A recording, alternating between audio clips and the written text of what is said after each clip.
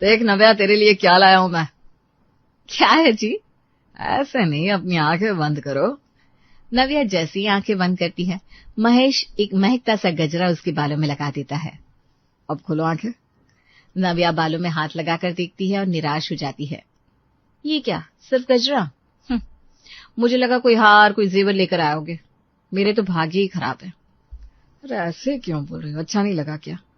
लगा होता तो मुंह बनाती। क्या है ये? और ये क्यों लेकर आया? अरे कोई रीजन नहीं है, बस प्यार आया तो। हाँ चलो, मैं जा रही हूँ, बहुत काम है।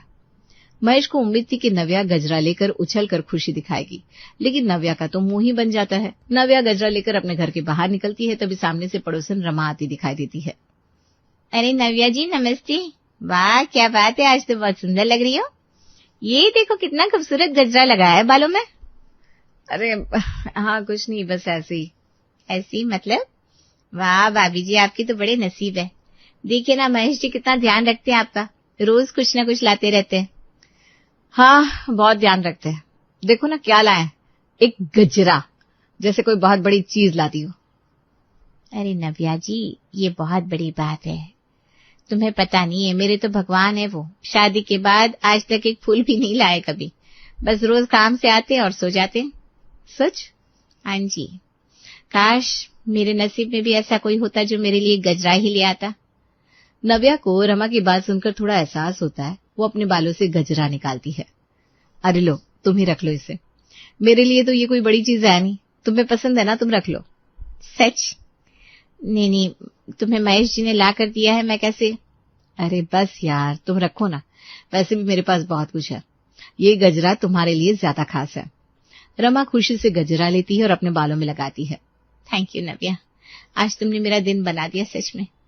रमा खुश होकर चली जाती है और नव्या वहीं खड़ी सोचने लगती है, जो चीज उसके लिए इतनी छोटी थी वो रमा के लिए कितनी बड़ी थी। महेश शाम को घर लौटता है तो नौकरानी से बात करते हुए उसे पता चलता है। साहब, आज तो भाभी जी ने बड़ा अच्छा काम किया, अपना गजरा रमा बहन को दे दिया। महेश चौंक जाता है। क्या गजरा दे दिया? वो जो मैं लाया था? हाँ जी, बहू जी ने बोला कि कोई बहुत बड़ी चीज नहीं है। रमेश का चेहरा उतर जाता है, वो चुपचाप सोफे पर बैठ जाता है। कितने प्यार से लाया था मैं गजरा, सोचा था खुश हो जाएगी, पर उसके लिए तो ये कुछ भी नहीं था। इतनी भी कीमत नहीं है मेरे प्यार की। तभी दरवाजा खुलता है और आदित्य अंदर आता है। उसके हाथ में एक पुराना एल्बम और छोटा सा स्वेटर था। पापा मम्मी, देखो मुझे अलमारी में क्या मिला, मेरी बचपन की फोटो और मेरा वो स्वेटर जो आपने पहली बार मेरे लिए खरीदा था। देखो। महेश की आंखें चमक उठती है, वो फोटो लेकर देखता है। अरे वाह बेटा, ये देखो नव्या, याद है तुम्हें? ये वो दिन की फोटो है जब हम पहली बार आदित्य को पार्क लेकर गए थे। और ये स्वेटर, इसे तो मैंने अपनी पहली तनख्वाह से खरीदा था। सच पापा? वाओ। हाँ बेटा, उस दिन कितनी खुशी हुई थी। तुम इस स्वेटर में कितने प्यारे लग रहे थे और नव्या तुम भी कितनी खुश थी, रोज धो धो कर इसे पहनाती थी। हाँ तो बचपन की बात है, अब क्या रखा है इन पुरानी चीजों में, फालतू की जगह घेरती है। आदित्य का चेहरा उतर जाता है। मम्मा ये फालतू नहीं है, ये मेरी यादें हैं। अरे यादें वादे क्या बड़ी बातें करते हो, ये कोई बड़ी चीज नहीं है, एक पुराना स्वेटर है और कुछ फोटो। आदित्य निराश हो जाता है। मम्मी आपको कुछ भी इम्पोर्टेंट नहीं लगता? न पापा की भावना है, न मेरी यादें, कुछ भी नहीं मम्मा। महेश चुप रहता है। आदित्य स्वेटर और फोटो लेकर अपने कमरे में चला जाता है। उसकी आंखों में आंसू आ जाते हैं। सास ससुर दोनों बैठकर सोफे पर अपने शादी की तस्वीरें देख रहे थे। दोनों के चेहरे पर मुस्कान थी। और देखो जी, ये देखो हमारी शादी का दिन, कितने खूबसूरत थे ना हम दोनों।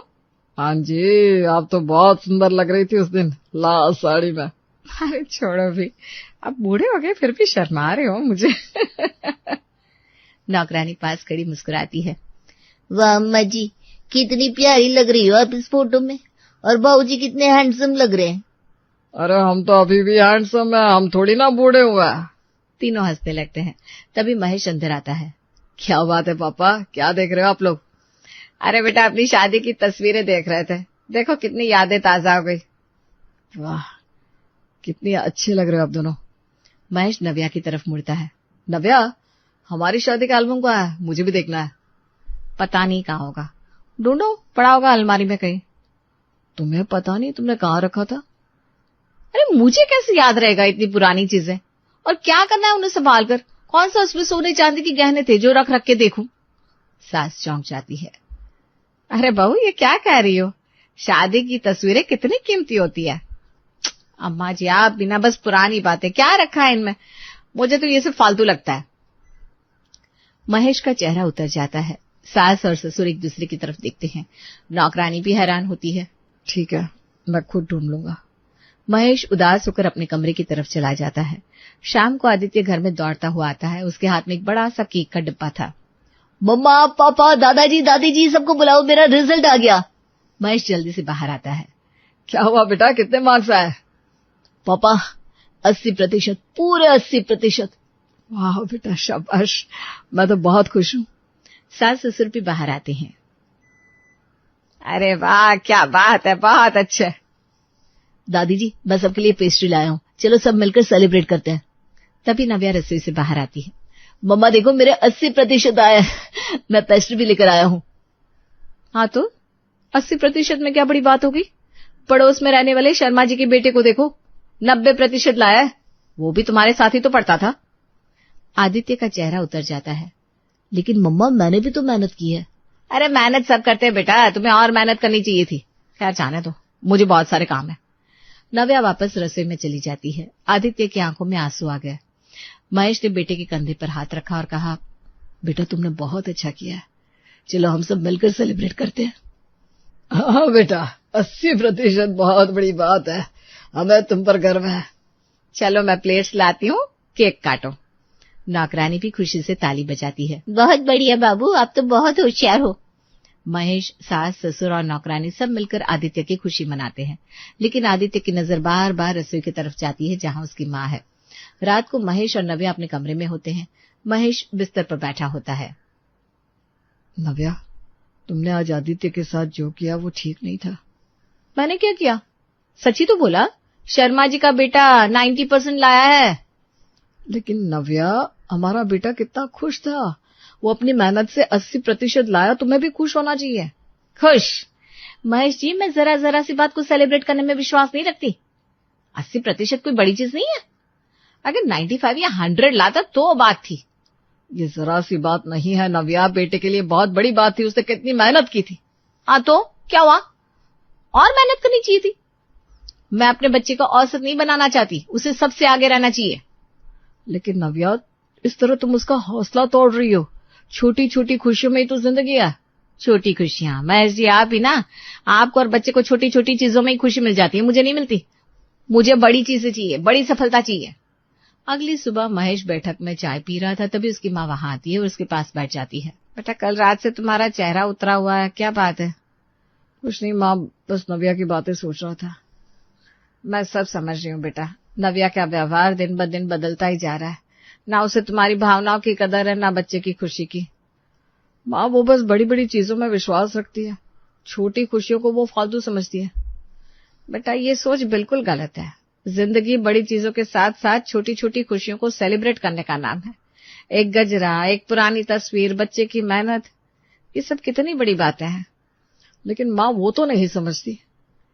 इसलिए बेटा, हम सबको मिलकर नव्या को ये एहसास दिलाना होगा। हमेशा दूसरों से तुलना करना, हमेशा बड़ी चीजों की चाह रखना, ये ठीक नहीं है। इससे घर में प्यार खत्म हो जाता है। लेकिन माँ कैसे? वो तो मेरी बात भी नहीं सुनती। बेटा, हम सब मिलकर कोशिश करेंगे। नव्या को समझाना होगा कि असली खुशी छोटी छोटी बातों में ही छिपी होती है, वरना ये घर टूट जाएगा। महेश चुपचाप सिर हिलाता है। रात को आदित्य चुपचाप घर में आता है। उसके हाथ में एक ट्रॉफी थी। वो बिना किसी से बात किए अपने कमरे में जाकर ट्रॉफी अलमारी में रख देता है। महेश उसे देख लेता है और कमरे में आता है। बेटा, ये ट्रॉफी कब मिली, किस लिए? वो कल कॉलेज में स्पोर्ट्स कंपटीशन में पहला इनाम मिला था।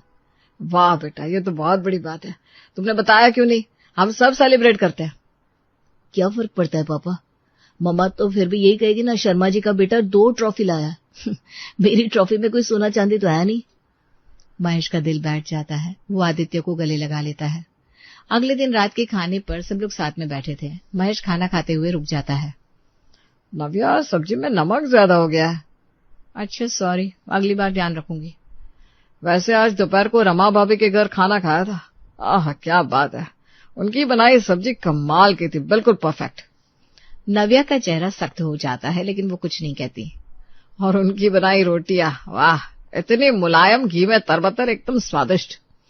सास ससुर चुपचाप खाना खाते रहते हैं। आदित्य भी समझ जाता है कि पापा क्या कर रहे हैं। सच में नव्या, तुम्हें ना रमा भाभी से कुछ सीखना चाहिए, वो बहुत अच्छा खाना बनाती है। नव्या गुस्से में प्लेट जोर से रखती है लेकिन कुछ नहीं बोलती। वो उठकर रसोई में चली जाती है। महेश मन ही मन सोचता है, अब समझो नव्या, कैसा लगता है जब कोई तुम्हारी तुलना दूसरों से करे। शाम को दरवाजे की घंटी बजती है। नव्या दरवाजा खोलती है तो सामने रमा खड़ी थी। उसके हाथ में मिठाई का डिब्बा होता है। नव्या जी नमस्ते, ये लो मिठाई, आज हमारी शादी की सालगिरह है। अरे वाह, बहुत बहुत बधाई। कितने साल हो गए? बस 15 साल। पति जी ने आज सुबह फूल दिया और शाम को साथ मंदिर भी गई, बहुत खुशी हुई। अच्छा, बहुत अच्छा। रमा चली जाती है। नव्या मिठाई का डब्बा लेकर अंदर आती है। अचानक उसे कुछ याद आता है। अरे, आज तो वो दिन है जब मैं पहली बार महेश जी से मिली थी, कॉलेज की लाइब्रेरी में। नव्या को याद आता है कि महेश हर साल इस दिन को याद रखता था, केक लाता था और दोनों साथ में सेलिब्रेट करते थे। नव्या महेश के पास जाती है। महेश जी, आज तो वो दिन है ना जब हम पहली बार मिले थे। महेश बेरुखी से अखबार पढ़ते हुए कहता है, हाँ तो हर साल आप केक लाते थे, इस बार नहीं लाए? नव्या, तुम ही कहती हो ना, छोटी छोटी बातों को सेलिब्रेट क्या करना। ये कोई बड़ी चीज थोड़ी ना है, बस एक दिन, एक तारीख, इसमें क्या रखा है। नव्या का चेहरा उतर जाता है। उसे अपनी ही बातें सुनाई देती है। लेकिन क्या? तुम सही कहती हो, क्या फर्क पड़ता है इन सबसे। नव्या चुपचाप वहीं खड़ी रहती है। शाम को महेश और आदित्य एक नई बाइक पर घूम कर आते हैं। दोनों हंस हंस कर बातें कर रहे थे। पापा आज तो बहुत मजा आया, मरीन ड्राइव पर बाइक चलाना कितना अच्छा लगा। हाँ बेटा, मैं भी कितने दिनों बाद आज इतना खुश हुआ हूँ। नव्या बालकनी से देखती है और नीचे आती है। ये बाइक किसकी है? मेरी, आज ही खरीदी है। नव्या चौंक जाती है। आपने बाइक खरीदी और मुझे बताया भी नहीं? हाँ तो कौन सी कार खरीदी है, बाइक ही तो है, छोटी मोटी चीज, क्या बताना। लेकिन फिर भी बताना तो चाहिए ना। क्यों, तुम्हें क्या फर्क पड़ता है? वैसे भी तुम ही तो कहती हो छोटी चीजें कोई बड़ी बात थोड़ी ना है। तभी सास भी बाहर आती है। हाँ नव्या, तुम्हें क्या फर्क पड़ता है, छोटी मोटी चीजें घर में आ रही है तो तुम्हें तो बस बड़ी बड़ी चीजें चाहिए ना। नव्या को अचानक एहसास होता है कि घर में अब बहुत सी चीजें उसे पता भी नहीं चल रही। पहले महेश हर छोटी बात उसे बताता था। शाम को महेश बैठक में सास ससुर और आदित्य के साथ बैठा था। सभी कुछ प्लान कर रहे थे। तो पक्का है, हम कल सुबह मनाली के लिए निकल जाएंगे, 2 दिन की छुट्टी, अच्छा लगेगा। हाँ पापा, मैं तो बहुत एक्साइटेड हूँ, पहाड़ों पर घूमने का मन था बहुत दिनों से। बहुत अच्छा बेटा, हम भी बहुत दिन से कहीं नहीं गए। हाँ जी, बहुत मजा आएगा, मैं भी तैयार हूँ। शाम में सबके लिए खाने का सामान पैक कर देती हूँ। और देखो, किसी को बताना मत, खास करके नव्या को। नव्या रसोई में काम कर रही थी, उसे कुछ भी पता नहीं चलता। अगली सुबह महेश सबके साथ चुपचाप घर से निकल जाता है। नव्या सो रही थी। दोपहर को नव्या उठती है तो घर में सन्नाटा था। अरे कोई है? महेश जी, आदित्य, अम्मा जी। लेकिन कोई जवाब नहीं आता। नव्या पूरे घर में ढूंढती है लेकिन कोई नहीं मिलता। नव्या घबराकर महेश को फोन करती है। हाँ नव्या, आप सब कहाँ हो? घर में कोई नहीं है। हम मनाली आ गए 2 दिन की छुट्टी मनाने। क्या, मनाली? और मुझे बताया भी नहीं? अरे कौन सा हम विदेश गए हैं, पास ही में तो है मनाली, अब छोटी मोटी बात है, क्या बताना। अरे लेकिन मुझे भी साथ ले जाते। अरे तुम्हें तो छोटी चीजों में मजा नहीं आता ना, विदेश की ट्रिप हो तो बताता। महेश फोन काट देता है। नव्या सदमे में खड़ी रहती है। ये क्या हो रहा है मेरे साथ? वो सोफे पर बैठ जाती है। पूरा घर सूना लग रहा था। उसकी आंखों में आंसू आ गए। पहले महेश जी हर बात मुझसे शेयर करते थे। आदित्य अपनी हर खुशी मुझे बताता था। अब सब मुझसे दूर होते जा रहे हैं। क्या किया मैंने? आज नव्या का जन्मदिन है। वो सुबह से तैयार होकर बैठी है। उसे उम्मीद है कोई तो उसे विश करेगा। आज तो सब जरूर विश करेंगे, आखिर मेरा जन्मदिन है। महेश सुबह उठता है और बिना कुछ बोले तैयार होकर ऑफिस चला जाता है। महेश जी भूल गए क्या? आदित्य भी नाश्ता करके कॉलेज चला जाता है। सास ससुर भी कुछ नहीं बोलते। दोपहर हो जाती है, शाम हो जाती है, लेकिन किसी की तरफ से कोई विश नहीं आती। नव्या की आंखों में आंसू आ जाते हैं। वो खुद ही बाहर जाकर एक छोटा सा केक लेकर आती है। शाम को जब सब घर आते हैं तो नव्या केक लेकर आती है। आज मेरा जन्मदिन है। सब चुपचाप खड़े रहते हैं। आदित्य मुंह बनाते हुए बोलता है, माँ क्या है, इतनी बड़ी हो गई हो फिर भी केक काट रही हो, ये कोई बड़ी बात है क्या? जन्मदिन तो हर साल आता है। नव्या का दिल टूट जाता है। उसे अपनी ही बातें सुनाई देती है। हाँ नव्या, तुम्हें तो कहती थी छोटी मोटी चीजें सेलिब्रेट क्या करनी। अरे जन्मदिन कोई बड़ी बात थोड़ी ना है बहू, कौन सा तुम्हें सोने चांदी का तोहफा मिल रहा है। नव्या की आंखों से आंसू गिरने लगते हैं। केक उसके हाथ से गिर जाता है। वो रोते हुए बोलती है, मैं समझ गई मैंने कितनी बड़ी गलती की है।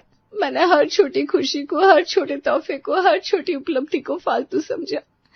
महेश जी का गजरा, आदित्य के 80%, उसकी ट्रॉफी, हमारी शादी की यादें, सब कुछ मैंने नजरअंदाज किया। महेश पास आता है।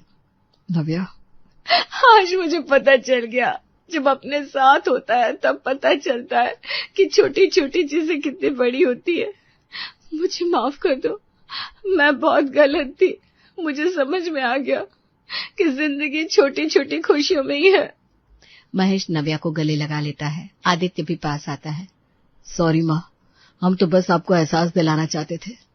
बहू, अब समझ गई ना, बड़ी चीजें तो कभी कभी मिलती है, लेकिन छोटी छोटी खुशियां रोज मिलती है और उन्हें सेलिब्रेट करना ही असली जिंदगी है। नव्या सबसे माफी मांगती है। सब मिलकर उसका जन्मदिन मनाते हैं। नव्या को आखिरकार समझ में आ गया था कि खुशियां चीजों की कीमत में नहीं, भावनाओं की कीमत में होती है।